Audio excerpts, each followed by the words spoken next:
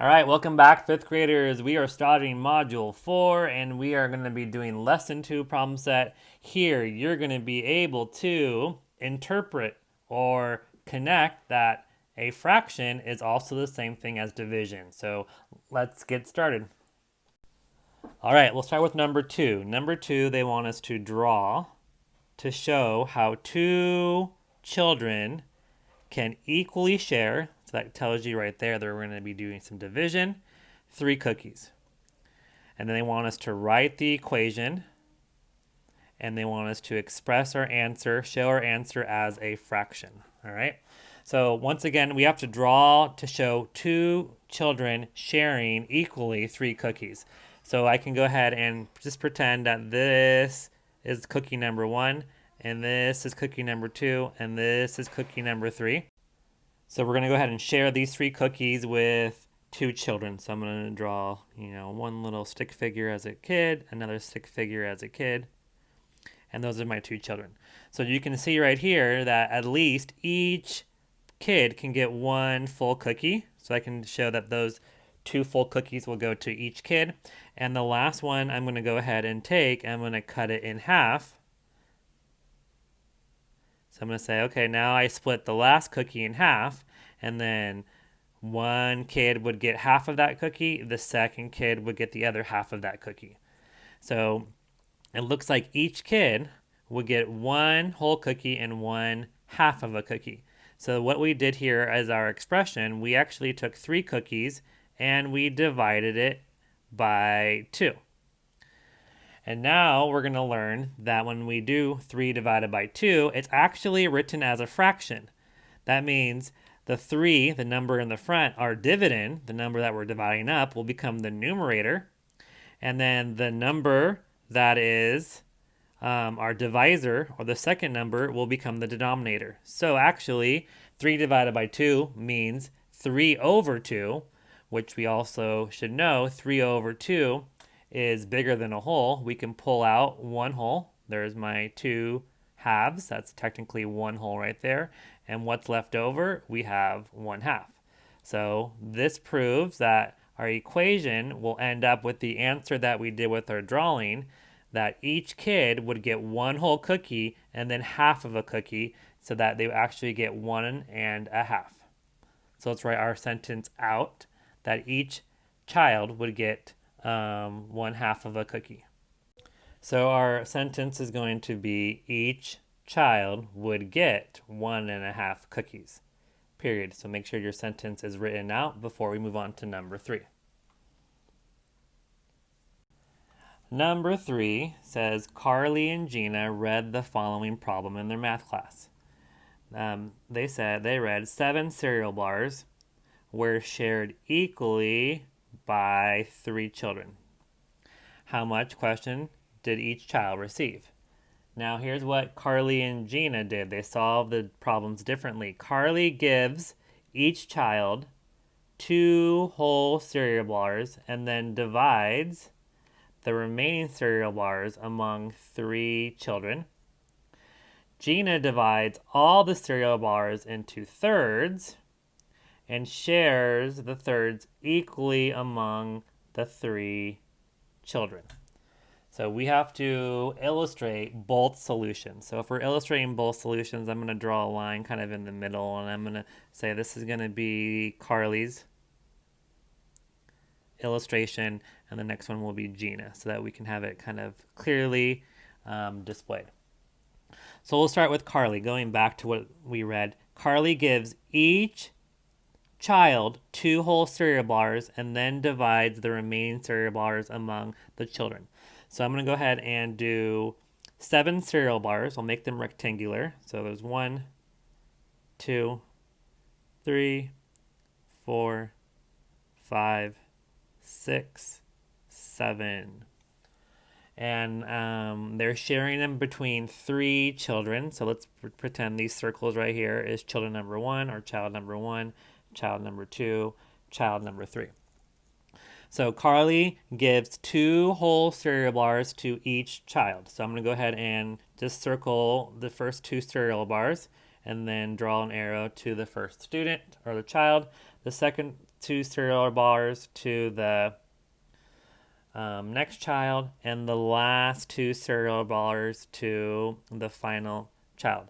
Which means then there's one cereal bar left over, and so she is going to take that last one and break it up into thirds because there are three people that need to share it. So let's go ahead and break it up into thirds. Two even or vertical lines inside will give you thirds.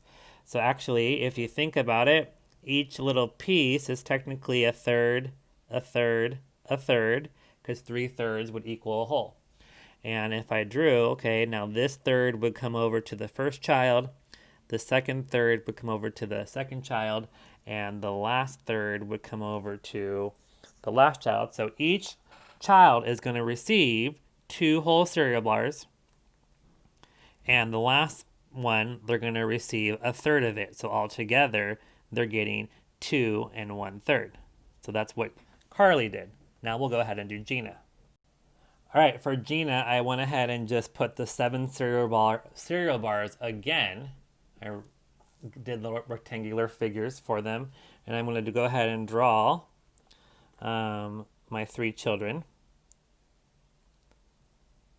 And so let's go read back what Gina did. If I read carefully, it says Gina divides all the cereal bars into thirds and then shares the thirds among the 3 children. So she went ahead and divided all of the cereal bars into thirds.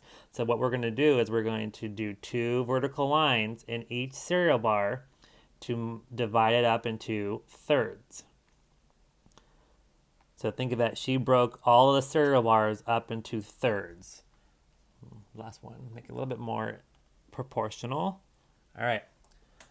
So we need to show that, let's actually figure out how many thirds do I have. I have 1, 2, 3, 4, 5, 6, 7, 8, 9, 10, 11, 12, 13, 14, 15 thirds. I'm going to go up on top. 16, 17, 18 thirds, 19, 20, 21 thirds. So we have 21 thirds. I'll write that down really quick. I'm going to have 21 thirds. And that means we're going to divide the 21 pieces between 3 kids. And so think of it, 21 divided by 3 would mean each child would get 7 thirds. So I'm going to go ahead and green. Okay, so child number 1 would get all of these 7 thirds right here. And then I'll change it to a different color. Let's go ahead and do red. Let's do the next 7, which would be all the way up to 14. The second child would get those 7 thirds, and the last one, we'll go ahead and do yellow. The last 7 from 15 all the way to 21, the final child would get those 7 thirds. So each kid is getting 7 thirds, 7 thirds, 7 thirds. And that's how Gina modeled her illustration. All right, so now we actually have to explain why they are both right. They are technically correct. They all have the same answer, even though it's not the same looking fraction. We should know something about 7 2/3. So we can say they are both correct because 7 thirds is larger than 1 whole, and we can pull out at least 2 wholes with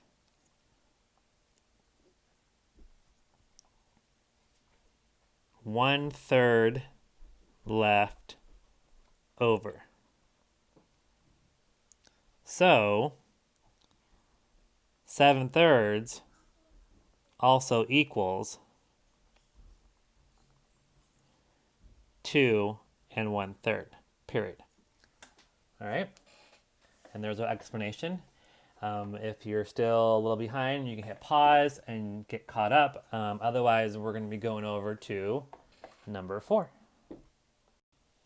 All right, for number 4, they want us to fill in the blanks to make true number sentences. Now, when we do this, we're going to hopefully see patterns in the answers that we write. And this is all about how division, a simple something divided by something, can also be looked at as a fraction. So divisions are pretty much fractions, just written in a different way. So starting with A, we have 2 divided by 3. 2 divided by 3, the answer will always become 2/3. So the trick is, once again, our dividend will always become our numerator, and the divisor would always be our denominator when I want it as a fraction. So we got number B, 15 divided by 8. So if we follow that pattern, the dividend, the number being divided up, will become the numerator, and the divisor will become our denominator. So we have 15/8. C, 11 divided by 4. Following the pattern, we would have 11/4, 11/4. Now working backwards, we have 3/2. 3/2. Remember, this 3 is actually the dividend, the number that we're dividing, and that would actually be 3 wholes. And the denominator will be 2. So it's 3 divided by 2, which also equals 3/2. So then we have E. We have 9/13. 9/13 can also be written as a division sentence. So remember, the 9, the numerator, is going to be our divisor, our dividend, the number in the front that we're dividing up. And the denominator is going to be the divisor, or the second number. So the division sentence is 9 divided by 13. And then F. Now F is the one that tricks a lot of students. They're like, oh, now we have a whole number. What do I do with it? Is it really 1 divided by 3? Or is it 11 divided by 3? What really is it? Well, guess what? We have to actually get this whole number to become a fraction. So we're going to go ahead and say, okay, 1 whole is also the same thing as 3/3. And then we're going to add the 1/3. And so as an improper fraction, we have 4/3. And so now we can take this 4/3 and write it as a division sentence. 4/3 also means 4 divided by 3.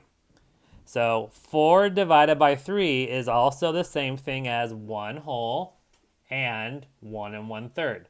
Because if you went back this way, 4 divided by 3 is also the same thing as saying 4/3, which then, as a mixed number, we go back to get 1 1/3. All right, so a lot of patterns that we saw in this lesson today. You know, fractions are the same thing as division. We can just write division sentences like fractions if we wanted to, or we can write fractions like a division sentence if we wanted to. All right, nice job on this lesson. I'll see you on the next one.